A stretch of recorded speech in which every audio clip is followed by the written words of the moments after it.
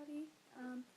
So I realized I haven't made a video in like 9 or 10 months, so I decided I would throw a dog a bone and make a video. So today I'm doing a 5-minute review on Miss Peregrine's Home for Peculiar Children. And I just finished this like less than a half hour ago, and I was ready to make a video, so yes. I have, look, it's answer, great,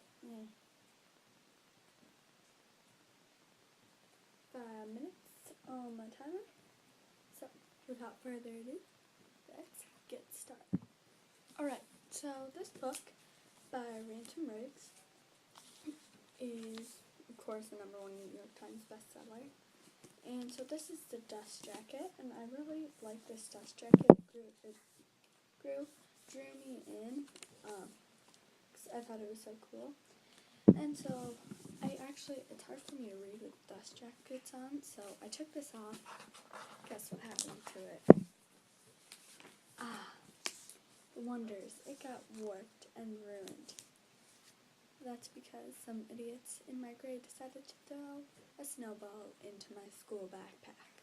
So, this book is about a main character named Jacob Portman, and his grandpa always told him these stories about this children's home that he lived in as a refugee during World War II. And so, there are all these creepy pictures to go along with the story that really enhances it. I really appreciate that they put them in there. I think it really made the story good. Like, the story's good, but I thought it made it better, if that makes any sense. And so, after his grandpa dies, he goes through acute stress relapse with his psychiatrist, Dr. Golan, and so his doctor tells him to go to Carn Home and visit the children's home. And so he goes there, and then he goes into this Carn, and he goes back to September 3rd, 1940, the day that the children's home was bombed, and all of them are supposed to die. But no, they live in this thing called loops, because they're all imbrins, as they're called, or yimbrins, I don't know how to say that exactly. But so they live back in time, and so they live in a loop, so it's the same day, but they do everything over, and they never die. And so they're peculiar, so like one girl named Olive can float, or this one girl named Emma Bloom can make fire with her hands, and they're watched over by Miss Peregrine, who can turn into a peregrine falcon. So Jacob meets Emma, and Emma was in love with his grandpa Abraham when they were kids, and so then they fall in love, but she's fallen in love with Abe, and Jacob looks exactly like Abe. And so Jacob never thought he was an inbred or peculiar, but it turns out his grandpa was, and so he is.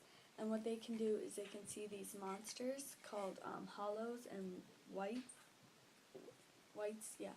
And they like try to kill the Yimbrins and stuff because they're like a different breed of them. And so Dr. Golan turns out to be like stalking him because he's white. And so it's about him trying to get away from him and stuff, and that's a climax, and all this stuff happens, and it's a really good book. I like this story. It wasn't until I finished the book that I understood. Like, I thought, oh, okay, this book is dragging on forever, because the climax, there were like 3 different things that happened, and so I was like, ugh, how much longer is this going to go on? But then when I read the end, it made a lot of sense why he just kept dragging it on. And so, yeah, I really like this book. I thought the photography in it was really cool, because like they didn't go out and take these pictures. People found these in like yard sales and microsheets. Like, that's Millard, the Invisible Boy, or this is Olive, the floating girl. Or here's the picture that scared me the most. If I can find it. I hope I can.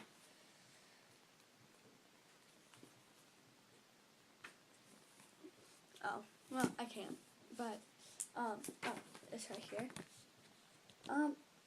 But I really like this book, and I would highly recommend it to anyone who's into really, not sci-fi, but like horror sort of genre book. And I'm definitely going to be reading the second book in this series, Hollow City, which came out in January. But yeah, I really like this book, and I like it, this and the Dust Jacket. And so, yeah, if you're really into this kind of book, I would highly, highly, highly recommend it. And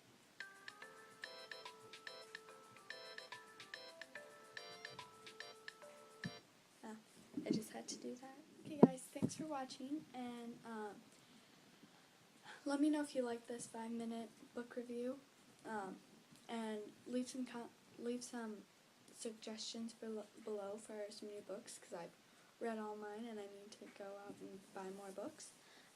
In the meantime, I'll probably just read Looking for Alaska, which is on my iPad, or I'll reread The Fault in Our Stars, because, you know, favorite books never fail you, even if it's for a second time.